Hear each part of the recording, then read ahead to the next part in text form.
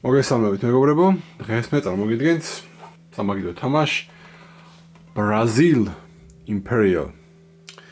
მისი დიზაინერი გახლავთ Zim Mendesi და თავარი გამომცემლობა არის Portal Games. თამაში შეუულია 1-დან 4 მოთამაშეს, 14+ ასაკი და დაახლოებით 100 წუთი გრძელდებაო, გვეუბნება პატივცემული Zim Mendesi. Brazil და Imperial არის ძალიან საინტერესო თამაში და რაც თავარია ძალიან ლამაზად გაფორმებული კომპონენტები არის ძალიან ლამაზი და მაღალი ხარისხის და რაც გამოარჩევს ამ თამაშს სხვა დანარჩენი თამაშებისგან თითოეული კომპონენტი, ბარათები, თქვენი პერსონაჟები, ფრაქციის ლიდერები, ასე ვთქვათ, ყველა მათგანი წარმოადგენს ისტორიულ პერსონაჟს, ისტორიულ პიროვნებას, რომელმაც მნიშვნელოვანი როლი შეიტანეს ბრაზილიის დღევანდელ სახელმწიფოყანაში. რა თქმა უნდა, ესენი იყვნენ ადგილობრივი ადამიანები, დამპყრობლები, მეფეები, მათ შორის შეიძლება ნაპოლეონიც გამოელიოს. ამ თამაშს მოყვება ესეთი ძალიან მაგარი დამატებითი წესების წიგნი არა, მაგრამ დამატებით საკითხავი, ასე ვთქვათ, რომელშიც მოცემულია მთელი იმ პერსონაჟების შესახებ ისტორიები, რომლებიც ამ თამაშში არის მოყვანილი და როგორც ვთქვით, ისინი ყველანი არიან ისტორიული პერსონაჟები და რაც ყველაზე მთავარია, მათი ძალებიც მექანიკურად ძალიან კარგად არის ჩადებული ამ თამაში. თამაშის ბორდი არის მოდულარული, შეგიძლიათ შეცვალოთ ხოლმე, ორ მოთამაშეში ორნაირად შეგიძლიათ გადაალაგოთ, სამ მოთამაშეში კიდე ორნაირად შეგიძლიათ გადაალაგოთ და 4 მოთამაშეში კიდე ორნაირად შეგიძლიათ გადაალაგოთ. ეს ყველაფერი მოცემული არის რულბუქის უკან, როგორც ხედავთ, აქ გააძლევთ საშუალებას რულბუქი როგორც თქვენ გინდათ ისე დაალაგოთ და უბრალოდ გაჩვენებთ, რომ სხვადასხვანაირი მოწყობაში სხვადასხვანაირი შანსი არის იმისა, რომ მოთამაშეებმა ერთმანეთში ბრძოლა გამართონ. ხო, რუკაზე მოკლედ ხედავთ, რომ რამდენიმე სახეობის ჰექსაგონებისგან არის შემდგარი რუკა, ტყეები, მინდვრები, ასე ვთქვათ, ოქროსაბადოები და თავიდან ვიწყებთ ორი, ამ შემთხვევაში ახლა ორზე გახსნილი, ორი წერტილი, სადაც ჩვენი ქალაქები, საწყის ქალაქები, დედაქალაქები უნდა ჩავსვათ და ასევე არის ესეთი კითხვისნიშნები, რომლებიც აღმოსაჩენია ტერიტორიების სხვადასხვა ლოკაციები ბრაზილიაში. დამატებით კიდე გვაქვს ესეთი ორი დასტა, ოქროების ბარათების დასტა და სამხედრო ბარათების დასტა და ქალაქების დასტა, რომლებიც ჩვენ შეგვიძლია შესაბამისი რესურსებით გადაგაცემთ ავაშენოთ. ასევე აქ არის 3 სხვადასხვა პორტრეტების დასტა, რომლებიც სხვადასხვანაირ ძალას გვაძლევენ და სხვადასხვა ღირებულების არის და ასევე აქ ხედავთ თამაშის ბოლოს მისიების დასტას, რომელიც რაღაც მომენტში შეიძლება დაგვჭირდეს, თუმცა თავიდან ვიღებთ ორ-ორ თითოეული ერისთვის, 3 ერისგან შედგება თამაში და მე ერთს ვირჩევ თითოეული ერისთვის, თუმცა თამაშის განმავლობაში კიდევ ერთხელ ამბობ, შეიძლება დამატებითი სახების საშუალება გქონდეს. აქ არის ის ბარათები, ნახატის ბარათები, რომლებიც დასტაც გაჩვენეთ, შედარებით იაფიანები, შედარებით ზვირიანები და ყველაზე ზვირიანები, რომლებიც თამაშის ბოლოს კიდევ უფრო მეტ კულას გვაძლევს და უფრო მეტი დიდი ეფექტები აქვს. ამ ორგანიზაციაში არის მოცემული ჩვენი რესურსები, 4 სახის რესურსი არსებობს ამ თამაშში, ბრაზილიური ტყე, ასე ვთქვათ, ბრაზილიური შაქარი, ბამბა, ყავა და ასევე ორი სახეობის ასეთი, ოქროები და მეცნიერება. ესე იგი, ეს 4 არის რესურსები, ეს 2 არის ასეთი, თუმცა ოქრო არის wild-ი და ნებისმიერ რესურსად შეგიძლიათ გამოიყენოთ და ასეთი არის ასევე super wild-ი და შეგიძლიათ ოქროს ნაცვლად გამოიყენოთ. უბრალოდ დავიმახსოვროთ, რომ ეს 2 ასეთებში გადის და არ გადის რესურსებში. რაც შეეხება ჩვენს პლანშეტს, ჩვენი პლანშეტი შედგება 2 ნაწილისგან იდეაში. ეს არის საწყისი ნაწილი, სადაც მოცემული არის ჩვენი ექშენები, რომლებიც შეგვიძლია ჩვენ გავაკეთოთ.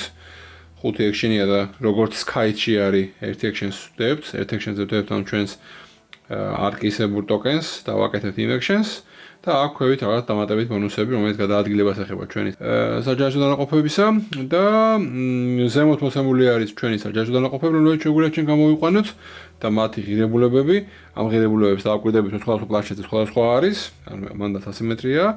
აქ არის მოცემული პროდუქტები, რომლებიც ჩვენ შეგვიძლია გამოვიყენოთ იმისთვის, რომ ჩამოვიტანოთ აქ ეს პროდუქტები და შესაბამისად გავაიაფოთ და გავაუმჯობესოთ ჩვენი მოქმედებები. აქ არის მოცემული ჩვენი სასახლეები, რომლებიც ჩვენ შეგვიძლია ავაშენოთ სხვადასხვა ლოკაციაზე და ზევით არის მოცემული სამი სხვადასხვა ერის შენობები. ახლა ჩვენ ვიწყებთ პირველ ერაში, ხელმისაწვდომი გვაქვს მხოლოდ ეს შენობები, მეორე ერაში გადავალთ ეს და ეს შენობები იქნება ხელმისაწვდომი და მესამე ერაში ყველა შენობის აშენება შეგვეძლება. პირველ ერაში შეგვიძლია ავაშენოთ მხოლოდ სოვმილი, ტრეიდინგ პოსტი, კეინფილდი და ფერმა. აქვე მოცემული არის ის ლენდსკეიპები, ანუ ის ლანდშაფტი, რომელზეც უნდა ავაშენოთ, ანუ ეს ორი ყველა ვარიანტი უნდა ავაშენოთ ტყეში და ეს ორი ყველა ვარიანტი უნდა ავაშენოთ მინდვრებში. მე უკვე ეს შეგვიძლია ავაშენოთ მხოლოდ ოქროს მაინზე, ეს შეგვიძლია ავაშენოთ მხოლოდ მინდვრებზე და ასე შემდეგ. რაც შეეხება ჩვენს ფრაქციის ლიდერს, ჩვენ ამას ვირჩევთ. მას შემდეგ რაც გავიგებთ ჩვენი თამაშის ბოლოს მისიები რა იქნება, ვირჩევთ. თითოეულ ლიდერს აქვს ორი მხარე, ამ შემთხვევაში ეს არის ტიბერიკა, თუმცა შეგიძლიათ რომ დონ პედრო პირველი იყოს და მოკლედ სხვადასხვანაირი ძალები აქვს, როგორც ხედავთ ამ პერსონაჟებს. მაგალითად, ტიბერიკა მეუბნება, რომ პირველი სამი შენობისთვის, რომელსაც ჩვენ ავაშენებთ ტყის ლენდსკეიპზე, მივიღებთ პირველ ჯერზე ერთ ნებისმიერ რესურსს, მეორე ჯერზე ერთ ოქროს და მესამე ჯერზე ერთ მეცნიერებას. პირველად ჩვენ ვიწყებთ და ჩვენი პირველობისთვის მივიღეთ ერთი ბრაზილიური, რომელიც დავიდეთ აქ და ჩათვალეთ, რომ 5 რესურსის დადება შეგიძლიათ თქვენ პლანშეტზე და ანჩენ რესურსები შეგიძლიათ განალაგოთ მხოლოდ თქვენს მიერ აშენებულ შენობებზე. როდესაც აწარმოებს შენობა სხვადასხვა რაღაცებს. აქ მეორე პლანშეტს თუ დავაკვირდებით, აბსოლუტურად სხვა რესურსებია მოთხოვნილი ჩვენი საჯარო დანაყოფებისთვის და ეს მოთამაშე ახალ მეორე არის იწყებს მის მიერ არჩეული ერთ-ერთი რესურსით, ამ შემთხვევაში იწყებს ყავის მარცვლით და იზაბელა of კასტილი ეუბნება, რომ კასტილი იზაბელა პირველი სამი ტრეიდინგ პოსტ, რომელსაც ის ააშენებს, იქნება 3 გულის მომცემი მისთვის და პლუს აწარმოებს ერთ ბრაზილურს და ორ ოქროს. ისე ჩვეულებრივ ტრეიდინგ პოსტი აწარმოებს მხოლოდ ერთ ბრაზილურს და ერთ ოქროს და არის მხოლოდ 2 გულის მომტანი. ანუ მოკლედ მარტივად რომ მივხვდეთ, იზაბელ კასტილიელს სჭირდება ტრეიდინგ პოსტების აშენება, ტიბერიკას არ აქვს მნიშვნელობა, რა სააშენებს, თავარია აშენოს ტყეში. პირველი სამი შენობა მაინც. ხო, მე ვახსენე მისიები, ვიღებთ 2 ცალს თითოეული ერიდან და ჩვენ მithom ვირჩევთ, რომელი დავიტოვოთ, როდესაც ერთ-ერთი მოთამაშე შეასრულებს თავის პირველ მისიას, გამოაცხადებს, რომ შესრულებული მაქვს, ანუ ანახებს, რომ შესრულებული აქვს და ყველა მოთამაშე გადადის მეორე ერაში. თუმცა ეს არ ნიშნავს იმას, რომ დაანჩენ მოთამაშეებს არ შეუძლიათ თავიანთი პირველი ერის მისიის შესრულება. ყველას შეუძლია, ამას შეზღუდვა არ აქვს, უბრალოდ ასე მიდის თამაში რა, პირველი ვინც შეასრულებს გადადიან შემდეგ ერაში, მეორე ვინც შეასრულებს გადადიან ბოლო ერაში და ამასაც ვინ დაამთავრებს იმ რაუნდის ბოლოს მორჩება თამაში. ანუ ცოტა რეისი გამოდის, მაგრამ ნუ ხო მოკლედ ესე მიმდინარეობს თამაში. ნუ ახლა ამ შემთხვევაში მე ისეთი ვარათები ავირჩიე, რომლებიც ერთმანეთთან რაღაცნაირად მოდის თანხმედრაში, იმიტომ რომ თითოეული მათგანი რაღაცას კონკრეტულს თხოვს და მასთან ერთმანეთთან დაკავშირებულია, როგორც მინიმუმ აღიხედავთ, რომ ეს ბარათი თხოვს 2 პეინტინგი მქონდეს ნაყიდი, ეს ბარათი თხოვს 3 პეინტინგი მქონდეს ნაყიდი და ეს ბარათი თხოვს 5 პეინტინგი მქონდეს ნაყიდი. და მოკლედ რაღაცას გავხსება რა ხან იყო, ეს სამი მაგიტო ავირჩიე. იგივე პრინციპით შეგიძლიათ ახაც ნახოთ, ჯარისკაცებს თხოვს ეს მე ჯარისკაცებს თხოვს, ეს დააპგრეიდებას თხოვს მოქმედებებისას, ეს დააპგრეიდებას თხოვს მოქმედებებისას და მაგის მიხედვით მაგიტო გავყევი მოკლედ ამ მიმართულებას, პლუს ეს ტრეიდინგ პოსტ თხოვდა, ჩემი იზაბელა კასტილიელის ტრეიდინგ პოსტებზეა აქცენტირებული და მოკლედ ეგ არის პრინციპი რა. თქვენი თქმა რომ მოდის, გაქვთ ერთი საშუალება სულ აიღოთ თქვენი არკა, თავიდან არცაც არ გვიდევს, ჩადოთ რომელიღაცა მოქმედებაზე, განახორციელოთ მოქმედება და შემდეგ შეგიძლიათ ამოძრავოთ თქვენი სამხედრო იუნიტები, თუ ყავთ თქმა უნდა შეყვანილი რუკაზე. ეგ არის სულ შემდეგ თვალს ისე გადაიტანთ, გააკეთეთ მოქმედებას, ასე შემდეგ. ასე მიმდინარეობს თამაში, სანამ ერთ-ერთი მოთამაშე არ შეასრულებს თავის სამივე მისიას. და იმ რაუნდის ბოლოს დამთავრდება თამაში, დავითვლით ქულებს და გამოვარდნოთ გამარჯვებას. ეხლა გავიაროთ თითოეული ექშენი რას გვაძლევს. მაშინ ასე მოქმედებები, რომლებიც ჩვენ შეგვიძლია გავაკეთოთ, მივყვეთ მარცხნივ მარჯვნივ. პირველი მათგანი გახლავთ სამხედრო იუნიტის შემოყვანა და ერთი სამხედრო ბარათის აღება. ანუ ვიღებთ ჩვენ arc action tokens, ვდებთ შესაბამის section-ზე და ვახორციელებთ მოქმედებას. ამ შემთხვევაში ვუყურებთ ჩვენს სამხედრო ფიგურებს, ვიხდით შესაბამის ღირებულებას, რომლებიც, როგორც ვთქვით, განსხვავებული არის თითოეული პლანშეტისთვის. ამ შემთხვევაში ორი ნებისმიერი რესურსი ამ ორი არჩერისთვის. ორი ოქრო მონარქისთვის, ერთი საიენსი ამ დრაგუნისთვის და ერთი ოქრო და ერთი საიენსი ამ კენონისთვის. ამ ორს არაფერი განსაკუთრებული ძალა არ აქვს, თუმცა მონარქს აქვს დამატებითი საშუალება, რომ მას შეუძლია რომ ააშენოს ხოლმე ქალაქები, სხვაებს არ შეუძლიათ. დრაგუნს შეუძლია რომ მასთან ერთად ვინც არის ჰექსაგონზე შეუძლია თავისთან ერთად გადაიყვანოს, ხოლო კენონს შეუძლია მეზობელ ტერიტორიებზე განახორციელოს საბრძოლო მოქმედებები და მოკლედ როგორც კი თქვენ მოხსნით შესაბამის ფიგურას და შეიყვანთ თქვენს დედაქალაქში ან ახალაშენებულ ქალაქში, გაიხსნება შესაბამის სივრცე, რომელიც გეუბნებათ, რომ ახალ თამაშის ბოლოს დამატებით 2 ქულას მიიღებთ და ზუსტად ეს ორიანი განსაზღვრავს ამ სამხედრო იუნიტის ძალას.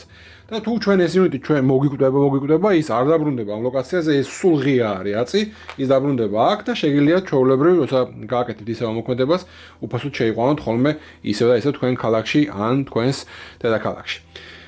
ეს ნიშნავს, რომ თუ თქვენ გააქვთ რამე თამაშის ბოლო მისია ან ნებისმიერი ბარათი გეუბნება სხვადასხვა რაღაცებს, იმის მიუხედავად ეს ფიგურა ბორძეა თუ მკვდარია, ღიად ითვლება, ანუ დარეკრუტებული ყავთ უკვე და შესაბამისად ჩაგეთვლებათ იმაში, რომ თქვენ ეს ფიგურა ყავთ გამოყვანილი. ანუ ზოგიერთი ინგლისურენოვანი გეიმპლეი რატომღაც ამბობს, რომ ბორძე უნდა ყავდეს ფიგურები, არ არის ეგ მოთხოვნა, პირიქით ნებისმიერი ბარათი იქნება, ეს პეინტინგი იქნება თუ თამაშის ბოლო მისია იქნება, გულისხმობს იმას, რომ თქვენ უბრალოდ უნდა ყავდეთ დარეკრუტებული შესაბამისი ფიგურა და იმის მიუხედავად ბორძე იქნება თუ თქვენს პლანშეტზე იქნება, ჩაგეთვლებათ მაინც ოდენობაში.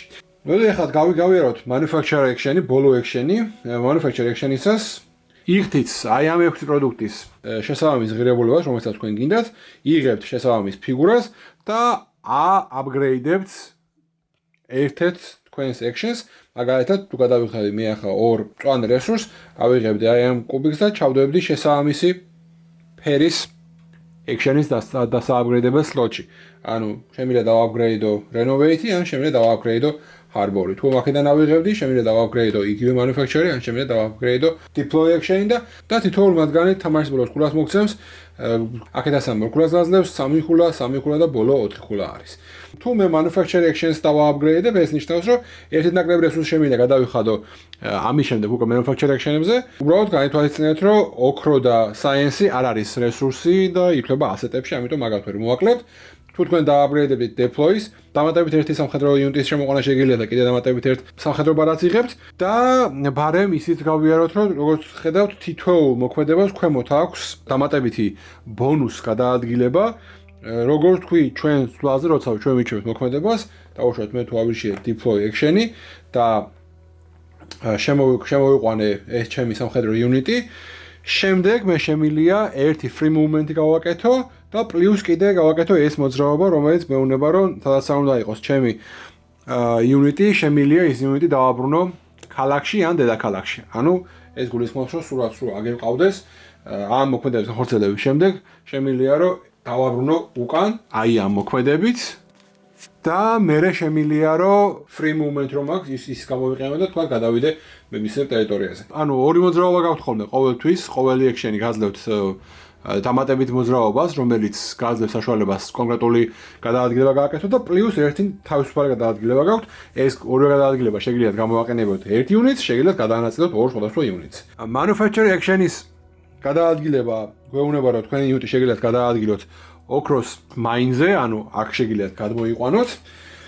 აი ეს მოქმედება არის painting-ის ყიდვა, ვიხდით შესაბამის ღირებულებას და ვიღებთ paintings, ხოლო თუ ჩვენ დავააპგრეიდებთ manufacture action-ით ამ მოქმედებას, ეს გვეუბნება, რომ ერთი რესურსი ნაკლები გადაიხადეო და მეორე ვარიანტია თუ ოქრო ღირს, მაშინ ოქროს ნაცვლად რესურსი გადაიხადეო. აქ რო დავაკვირდეთ, აქეთ ბარათები შედარებით იაფიანებია და შეიძლება საერთოდ არაფერი არ ღირდეს, ან ერთი რესურსი ღირდეს. შუაში ბარათები შეიძლება რესურსი ღირდეს, ან შეიძლება ოქრო ღირდეს და აქეთ ბარათები ძირითადად ყოველთვის ღირს science. შესაბამისად, თუ ბარათი ღირს ოქრო, შემიძლია მის ნაცვლად გადავიხადო რესურსი, თუ დააპგრეიდებული მაქვს ჩემი painting action-ი, ან თუ რესურსი ღირს, მაშინ რესურსი საერთოდ არ გადავიხადო და ისევ გავიღო. და ქვევით მოქმედება გვაძლევს საშუალებას, რომ გადავადგილდე ტყეზე, ანუ აი ასეთ ლოკაციებს. შემდეგი მოქმედება არის აშენება. აშენებისას ვითვალისწინებ რამდენიმე ფაქტორს. პირველ რიგში უნდა დავხედო რომელი ერა არის, შეზღუდვები მაქვს როგორც გახსოვს, როგორც ვილაპარაკეთ. მეორე რიგში უნდა ვნახო სად შემიძლია ავაშენო, იმიტომ რომ თითოეულ შენობას თავისი სასურველი თირეინი აქვს, ამას მაგალითად ტყე ჭირდება, ამას მინდვრები ჭირდება და ასე შემდეგ. შემდეგ ასე უნდა გადავიხადო შესაბამისი ღირებულება, რომლებიც ასევე მოცემულია შესაბამისი შენობების ქვემოთ და მერე უნდა გავითვალისწინო ეს ამბავი, რომ აშენება შემიძლია მხოლოდ ჩემი შენობის დედაქალაქის ან ქალაქის გვერდზე და ყველაზე უფრო მნიშვნელოვანი ის არის, რომ არ შეიძლება ჩემსთან აშენებული შენობა იყოს მოწინააღმდეგე ფრაქციის შენობის უშუალოდ გვერდით. ანუ ერთი ჰექსაგონი მაინც უნდა აშორებდეს ჩემს შენობას და სხვების შენობებს. შესაბამისად და ნუ კიდე თავისთავად თუ სხვისი სამხედრო იუნიტი დგას რაღაც ჰექსაგონზე, იმაზე მე ვერ ავაშენებ ვერაფერს. ანუ შეზღუდვა რეალურად არსებობს ის, რომ ჩემს შენობას და ჩემ ქალაქს და სხვის შენობებს და სხვის ქალაქს შორის უნდა იყოს ერთი ჰექსაგონი დაშორებული ყოველთვის. და მე ის შეზღუდვები რაღაცა ჩამოვთვალეთ. ამის შემდეგ მე ვიღებ შესაბამის შენობას აი ამ ჰოლდერიდან და რაც მასზე ხატია, ეგრევე აწარმოებს იმ რესურსებს. ამ შემთხვევაში ეს იქნებოდა ერთი შეშა და ერთი ოქრო, ან უკანა მხარეს ორი შეშა. როგორც კი დავდებ ამას შესაბამის ბორდზე, ეგრევე აწარმოებს და იმაზე უნდა დავდებ შესაბამისად მე უკვე შესაბამისი რესურსები. ანუ ამ შემთხვევაში რახან გავაკეთებდი სომილს, ჩავდებდი ზედ ორ შეშას. შენობების დააპგრეიდებისას მე შემიძლია რომ გამოვიყენო შემდეგი ბენეფიტი, რომ შემიძლია ერთი რესურსი, რომელიც მოთხოვნილი არის, იმ რესურსის ნაცვლად ნებისმიერ სხვა რესურსზე გამოვიყენო. ანუ მაგალითად, თუ მე სომილი მთხოვდა ამ მწვანე ან წითელ რესურსს, შემიძლია ან ამ შემთხვევაში გამოვიყენო თქვათ ყავისფერი რესურსიც, ან ამ შემთხვევაში თუ ყავისფერი და მწვანე და წითელი რესურსია, შემიძლია ორი ყავისფერი თავაშევო და ასე შემდეგ. პლუს მე შემიძლია გავაკეთო გადაადგილება და გადაადგილება შემიძლია გავაკეთო ნებისმიერ შენობაზე, როგორც აქ არის მოცემული. შემდეგი არის renovate. Renovate რეალურად მაძლევს საშუალებას, რომ თავიდან ვაწარმოებიო ერთ ჩემს შენობას არსებულ პროდუქცია, ოღონდ პირველ რიგში უნდა დავწუნდე, რომ იმ შენობაზე არ არის არანაირი ან რესურსი, ან ასეთი. ანუ თუ არაფერი არ დევს, ანუ თუ არანაირი რესურსი ან ასეთი არ დევს იმ შენობაზე, მე შემიძლია ან თავიდან ვაწარმოებიო ამას ორი შეშა, ან ამოვატრიალო და ვაწარმოებიო უკანა მხრიდან რაც ხატია ისინი. ეგ არის renovate action-ი და როგორც ვთქვით, ყველაზე მნიშვნელოვანი ის არის, რომ მასზე არაფერი არ იყოს, არც რესურსი და არც ასეთი. მე თუ ამას დავააპგრეიდებ, ეს მეუბნება, რომ ჩვეულებრივ renovate-ზე ერთი ნებისმიერ რესურსს უნდა გადაიხადო, მაგრამ თუ ამას დავააპგრეიდებ, რესურსს აღარ ვიხდი და ისევ ვაკეთებ renovate-ს. და პლუს გადაადგილება შემიძლია ან წყლის ჰექსებზე, ამ შემთხვევაში ჩვენ რუკაზე წყლის ჰექსები არ გვაქვს, ან შემიძლია რუკის საზღვარზე ვიმოძრავო, ანუ ყველა იმ ჰექსაგონზე, რომელიც ჩვენს ბორდის საზღვარს წარმოადგენს.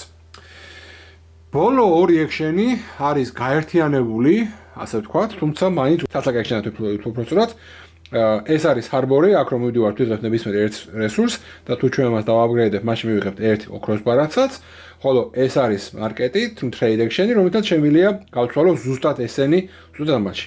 ანუ ნიშნავს, რომ ერთი რესურსი გადავცვალო ოქროში, ან ორი ბამბა გადავცვალო ორ ოქროში და ერთ ოქროს კარჩი, ან ორი ყავა გადავცვალო და ასე შემდეგ. მოკლედ ზუსტად ესენი. ეს არ ნიშნავს იმას, რომ ის არ გაიგოთ, რომ თქვათ ორი ოქრო გადავაგდო და ორი ოქრო და ერთი ოქროს ბარათი არ ავიღო. არა, ზუსტად რაც ხატია, ის უნდა გააკეთოთ ამ კონკრეტულ შემთხვევაში. და ქვედა ბონუსი მე მაძლევს საშუალებას, რომ სანამ ჩემი action token იქნება ან ამაზე, ანუ ამ action-ებზე დადებული, მე მივიღებ ამ ბონუსს, რაც მეუბნება, რომ თავდაცვაში მექნება +2 და შეტევაში მექნება +1, სანამ ჩემი action token-ი იქნება ან ერთ ან მეორე action-ზე. დამატებით დეტალები რა არის ახლა მნიშვნელოვანი ჩვენ თქვაც, როდესაც ჩვენ შენობას ვაშენებთ, ერებს, როგორც თქვით, უკვე განსხვავება აქვს. ქალაქის აშენება შეუძლია მხოლოდ ჩვენს მონარქს და ქალაქის აშენება შეიძლება ნებისმიერ თირეინზე, მათ შორის პირველი ან მეორე ერის ბილდინგებზე შეგიძლია გადააშენოთ და ასევე მესამე ერის შენობებს, იგივე გვეუბნება, რომ ჩვენ შეგვიძლია ნებისმიერ თირეინზე ავაშენოთ ან და ძველი ერის ბილდინგებზე გადავაშენოთ. როდესაც ჩვენ ვაშენებთ ქალაქს, ჩვენ შეგვიძლია ჩავსვათ ჩვენი სასახლე. რაც შეეხება სასახლეებს, სასახლეების ჩასმა შეგვიძლია, როდესაც ჩვენ ვიღებთ აი ამ benefits, აი ესე გამოიყურება, თუ გვაძლევს რამე ეფექტი აი ამ სიმბოლოს, მაშინ ჩვენ შეგვიძლია ავაშენოთ ერთ-ერთი ჩვენი სასახლე, ანუ ეს ნიშნავს, რომ ჩვენი 3 quest ბარათი მოგცემს მაგის საშუალებას და პლუს მაგალითად აი ეს painting-იც გვაძლევს მაგის საშუალებას, რომ ავაშენოთ სასახლე. სასახლის აშენებისას აი ამ 5 სასახლიდან ვიღებთ ერთ-ერთს, რომელიც შეგვიძლია რომ გავაკეთოთ და ვაშენოთ კონკრეტულ სივრცეზე. ამ შემთხვევაში ეს გვეუბნება, რომ შეგვიძლია ავაშენოთ პირველი ერის შენობებზე. ეს გვეუბნება, რომ პირველი ან მეორე ერის შენობებზე შეგვიძლია ავაშენოთ. ეს გვეუბნება, რომ კონკრეტულად ბამბის პლანტაციაზე უნდა ავაშენოთ და ეს ფერმაზე უნდა ავაშენოთ და ეს ქალაქში უნდა ავაშენოთ და თითოეულ მათგანი სხვადასხვანაირ benefit-ს გვაძლევს. ზოგიერთი ქულებს გვაძლევს თამაშის ბოლოს, ზოგიერთი დამხმარე სამხედრო ძალებს. როგორ მიმდინარეობს ბრძოლა, რო ვთქვათ, ესე იგი ბრძოლისას თუ ჩვენი იუნიტი შევიდა მოწინააღმდეგე იუნიტის ლოკაციაზე, ვითვლით მის სამხედრო ძალას, ამ შემთხვევაში 2 არის ჩემიც და 2 არის მოწინააღმდეგისიც და ნუ რახანს არის ტერიტორიაზე ვართ, უბრალოდ 2-2-ზე ვართ და მე შეგვიძლია ხელიდან ვითამაშოთ 3-მდე სამხედრო ბარათი. მოწინააღმდეგეს სადაც უფლება აქვს ითამაშოს 3-მდე სამხედრო ბარათი და მე ორივე ერთად ვატრიალებ და ვითვლით საბოლოოდ რამდენ ძალას ვინ გავიდა, თუ ფრე არის, მაშინ დაცვას აქვს უპირატესობა. ამასთან ერთად უნდა გავითვალისწინოთ ასევე ნებისმიერი painting-ი, რომელიც დამატებით ძალას გვაძლევს, ან თუ ჩვენი action marker-ი action-ზე დევს და ასე შემდეგ. პლუს დამატებით სამხედრო ძალებს ჩვენ გვაძლევს ჩვენი შენობები. ჩვენ რო ვიტევდეთ ახლა ამ წუთში იასამნისფერს აი ამ ლოკაციაზე, მას ექნებოდა ძალა 2 + 2, იმიტომ რომ შენობებს ამდენი გამარჯვების ხულას დაწერია, რომელსაც ის თქვენი ახლა თამაშის ბოლოს პლუს ამდენი აქვს დაცვა შესაბამის შემთხვევაში. თუ მე ამ მწვანე ამ შემთხვევაში დავამარცხებდი იასამნისფერი ეს ფიგურა დაბრუნდებოდა მის პლანშეტზე, თუმცა ეს არნიშნავს, რომ მე ვიყენებ ამ მისი შენობის ძალებს, ანუ მე არ შემიძლია ამ შენობის რესურსები თავიდან ვაწარმოო, თუმცა თუ იქ რამე რესურსები დარჩა, იმის გამოყენება შემიძლია. ანუ renovate actions მის შენობაზე ვერ გამოვიყენებ და თამაშის ბოლოს მისი გამარჯვების ქულები ჩემი არ იქნება. თუმცა ისიც ვერ მიიღებს, იმიტომ რომ ის ვერ აკონტროლებს თავის შენობას, მაგრამ მე როგორც კი დავტოვებ ფიქაურობას, დარჩება ისევ მას ეს შენობა. მოკლედ სამხედრო შეტაკებები საკმაოდ მარტივია, ვითვლით უბრალოდ ფიგურების ძალებს, ვითვლით painting-ის და სხვა მოქმედების ბონუსებს, ვითვლით სამხედრო ბარათების ბონუსებს და ვითვლით შენობების ბონუსებს. ეგ არის სულ და მე უბრალოდ თუ ვინმე თუ მოიგებს, თუ ფრე არის, მაშინ დაცვა იგებს. ყველა მონაწილე ფიგურა, რომელიც წააგო, კვდება და ბრუნდება პლანშეტზე და ანჩენები ჩებიან შესაბამის ადგილზე. როგორც კი ერთ-ერთი მოთამაშე შეასრულებს ერთ-ერთ თავისი მისიის ბარათს, გამოაცხადებს ამას და გადავალთ შემდეგ ერაზე და მე ისევ შემდეგ ერაზე და ასე შემდეგ. კიდე რა არის მნიშვნელოვანი, 3 სამხედრო ბარათი შეგიძლიათ გქონდეთ მაქსიმუმ ხელში და 3 ოქროს ბარათი. ოქროს ბარათი შეგიძლიათ გამოიყენოთ როგორც ოქრო, ან თითოეულ მათგანს აქვს რაღაც დამატებითი ძალა, რომელიც შეგიძლიათ გამოიყენოთ თქვენ სვლაზე როგორც extra action-ი, მაგალითად გადააგდო 2 ნებისმიერ რესურსს და აიღო 3 ოქრო. თუმცა შეგიძლია ისეც გამოიყენო კიდევ ერთხელ, ანუ ეს ბარათები შეგიძლიათ გამოიყენოთ როგორც ჩვეულებრივი ოქრო, ან გამოიყენოთ მათი ძალა, რომელიც მოცემული არ იქნება უკანა მხარეს.